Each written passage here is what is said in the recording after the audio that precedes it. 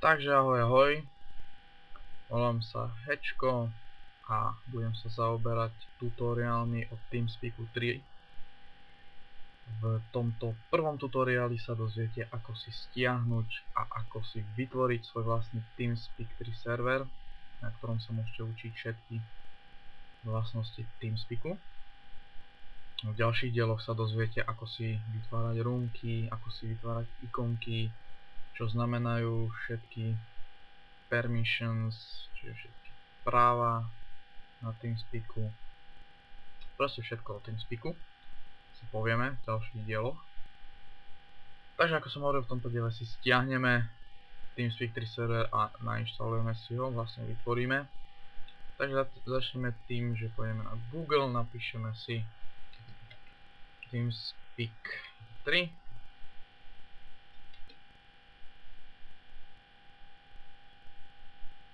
Tak, napíšeme si TeamSpeak 3 a klikneme si na túto stránku teamspeak.com.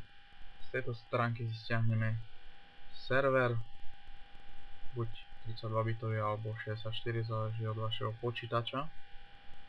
Ja mám 32 bitový, takže si kliknem na 32, mám download.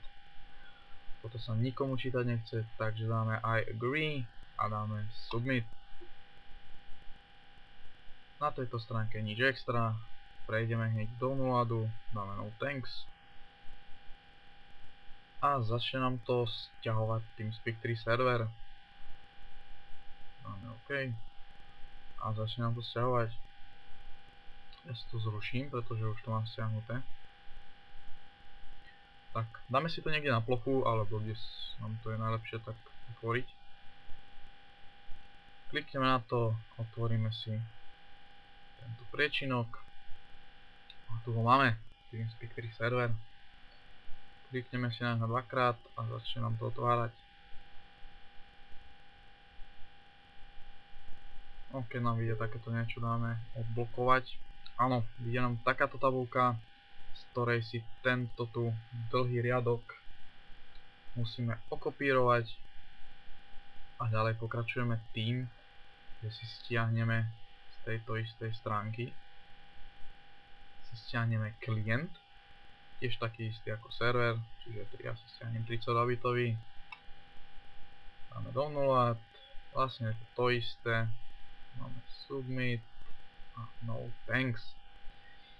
Začne nám to stiahovať klient, ktorý si potom, ako sa nám stiahne, tak si ho nainštalujeme. Klasická inštalácia.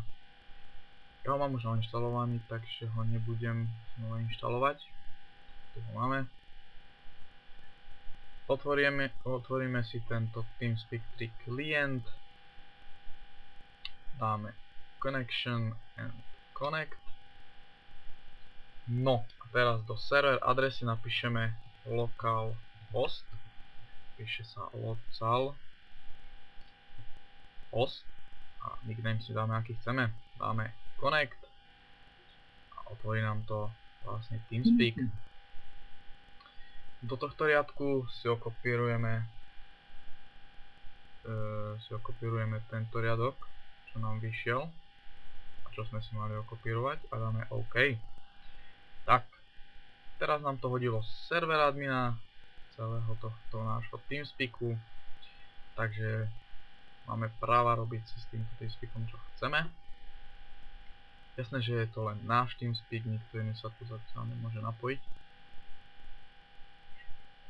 Takže, keď máme toto, tak máme vlastne vytvorený celý svoj TeamSpeak. Keď sa odhlásime a budeme chcieť vypnúť celý server, tak dáme tu na dole a dáme, že exit. Teraz nám to vyplo celý server a keď si chceme ponechať tie práva a všetko, čo sme si tam nastavili doteraz, tak dáme áno. Tak, toto je asi všetko k tomu vytvoreniu, že ukážeme si to ešte raz. Keď si to budeme chcieť zapnúť od znova, klikneme si zase na tento priečinok a klikneme si zase na toto, ale teraz už nebudeme musieť dávať ten ten kód, už to budeme mať proste zapamätané.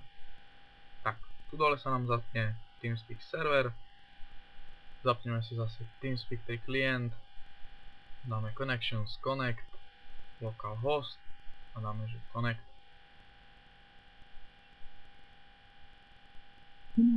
Tak, a napojilo nás to na náš TeamSpeak 3 server. Takže z tohto tutoriálu by to bolo asi tak všetko. V ďalšom tutoriále sa dozviete, ako sa vytvárajú roomky, ako sa editujú roomky a proste všetko o roomkách, čo sa s nimi dá robiť.